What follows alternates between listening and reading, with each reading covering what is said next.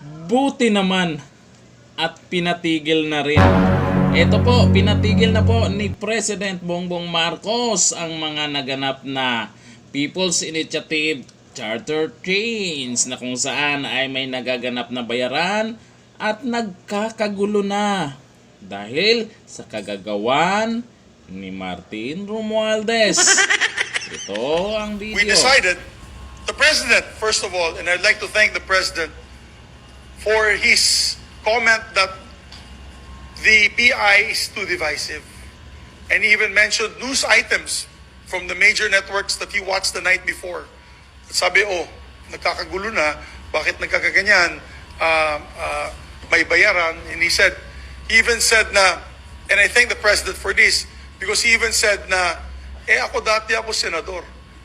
Bilang dating senador, hindi din ako papayag na ma-undermine o ma-diminish ang kapangyarihan ng Senado sa pagdating ng usaping bicameralism or bicameral form of government. So maganda po ang direksyon ng Pangulo. And ang sabi niya sa akin at kay Speaker, sabi niya, why doesn't the Senate take the lead in the discussions of the economic provisions and then you approve your version which the House can adopt?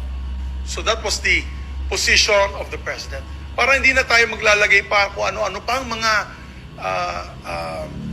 amendments na sa tingin natin ay magagalit ng taong bayan.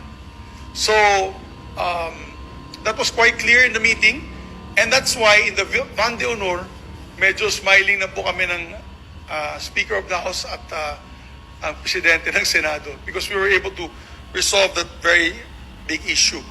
That night, nag-meeting po kami with the senators. We had about 14 senators that met that night, and we discussed the possibilities.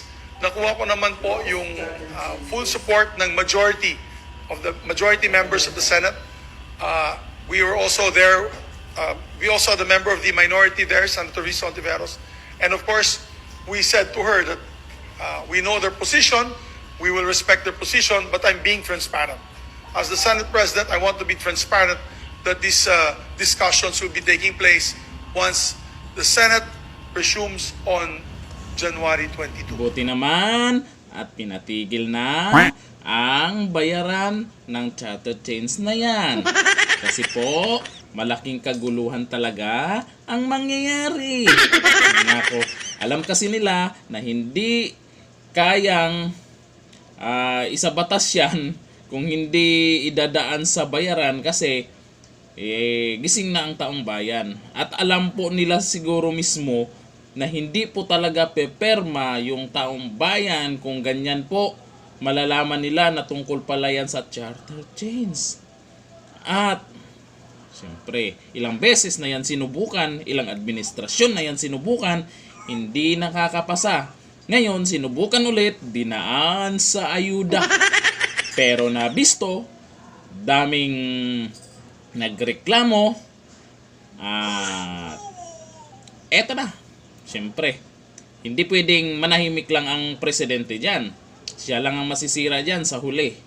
At ngayon, eto good news po. At least, ay pinatigil na po na PBBM. Diba, Martin Romualdez? Ano na naman kaya ang susunod na aksyon? Abangan, di pa tapos ang laban. Hanggang dito na lang, thank you. Bye-bye.